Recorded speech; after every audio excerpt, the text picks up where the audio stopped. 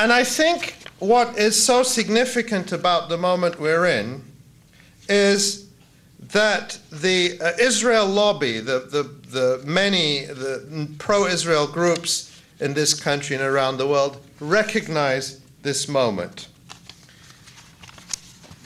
And if you look back to last spring, to May, the speech given by the executive director of AIPAC at its annual policy conference. AIPAC is, of course, the most powerful pro-Israel lobbying group. And this was just months after the massacres in Gaza.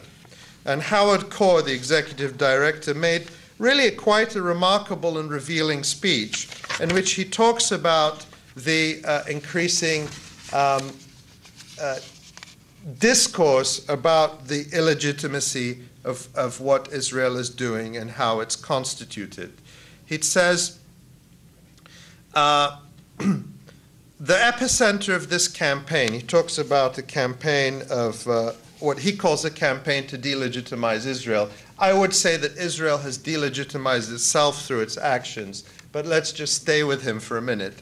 This epicenter of this campaign may be in the Middle East, but the campaign doesn't stop there. It echoes in the halls of the United Nations and the capitals of Europe. But the campaign doesn't stop there. It is voiced without shame and without sanction in meetings of international organizations that claim peace and partnership as their mandate. But the campaign doesn't stop there.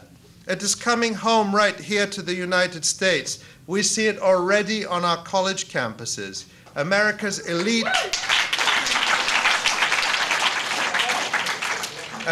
elite institutions of higher learning, the places we've entrusted with the education of our children. But the campaign doesn't stop there. No longer is this campaign confined to the ravings of the political far left or far right, but increasingly it is entering the American mainstream. An ordinary political discourse on our TV and radio talk shows, in the pages of our major newspapers, and in countless blogs, in town hall meetings, on campuses and city squares, in Los Angeles, in Fort Lauderdale, in Chicago. He calls this, and this I think is very crucial to understand the fear of the Israel lobby. This is a conscious campaign to shift policy to transform the way Israel is treated by our friends to a state that deserves not our support but our contempt. And I'm skipping. These voices are laying the predicate for abandonment. They're making the case for Israel's unworthiness to be allowed what is for any nation the first and foremost fundamental of rights, the right to self-defense. Of course, that's in the context of the massacres in Gaza that he supports. So he goes on in this light, and it's quite interesting. There's one thing I thought that was very funny. He says, not funny, but striking. He says, "This is a battle for the hearts and minds of the world, a battle in which the defamation of Israel, what I would call arguing for equal rights and justice and accountability, is like the artillery before the main assault, a key element in the softening up of the target." I thought that was just so striking. 3 months after Gaza, he's talking about us using artillery. We, who are talking about a non-violent BDS movement, are the ones using artillery, according to him, and Israel, which rained white phosphorus and howitzer shells on residential neighborhoods and schools and mosques and ministry buildings and police stations across Gaza, is the victim. Just, it's a very interesting reversal of language. But finally, what's the solution? What's the solution from the perspective of AIPAC? He says, so this evening, let me say to everyone in this room, we have a job to do. We have a story to tell, a story that's often overlooked, and that is a remarkable story of the true Israel. I think we actually have exactly the same job.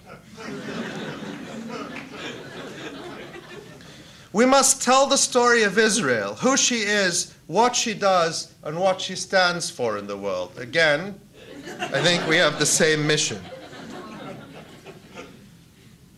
And that truth will defeat the deformed vision of hate that seeks to separate Israel from her friends. Yeah, I can agree with that.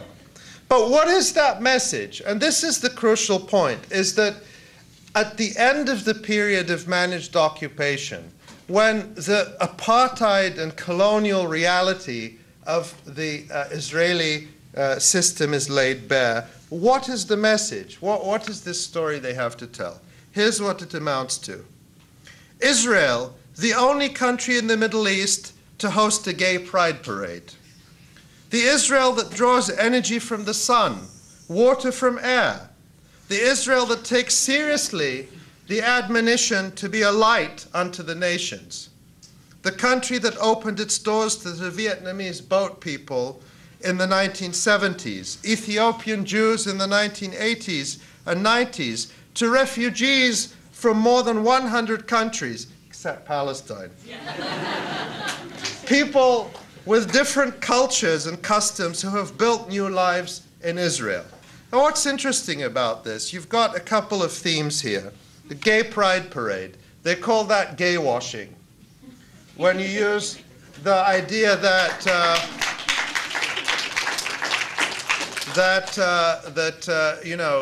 Israel has a gay pride parade, so that makes it okay to attack schools with white phosphorus. That's called gay washing. That Israel draws energy from the sun, water from the air. That's called greenwashing.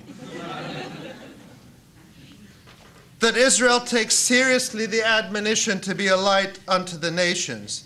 That it opened its doors to refugees, etc. Well, you may have seen the headline in Haaretz 2 weeks ago that Israel is considering setting up what it calls work camps in the Negev desert for refugees, mostly from Africa, awaiting adjudication of their asylum claims.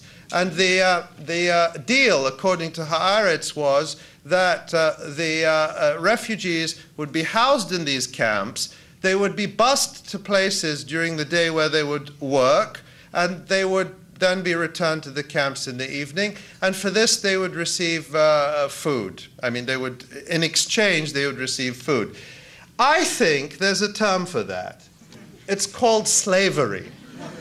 Because even slaves, for the most part, received room and board, just as a matter of keeping them alive. So the Israel that is open to refugees is an Israel that is in 2009 considering setting up slave labor camps. The point that I want to make from this is that I don't think there is a message. You cannot gay wash and greenwash and whitewash your way out of this. You cannot say, well, Israel makes wonderful pharmaceuticals, so don't worry about what's happening in Gaza. It's not going to work. It's too late for that. And I think that the failure of I think this message cannot be retooled. And I think we're at a point where Israel is still incredibly powerful. But I think in a sense, it is running on inertia, accumulated power, accumulated prestige. It's like someone whose bank account is very full, but they're spending it, and they have to spend it very quickly. And we, in our movement, have a very small bank account. I'm not talking literally about money, but I'm talking about political power and moral legitimacy and support and a just vision that includes everyone. We have a small bank account, but we have an income. We're growing it.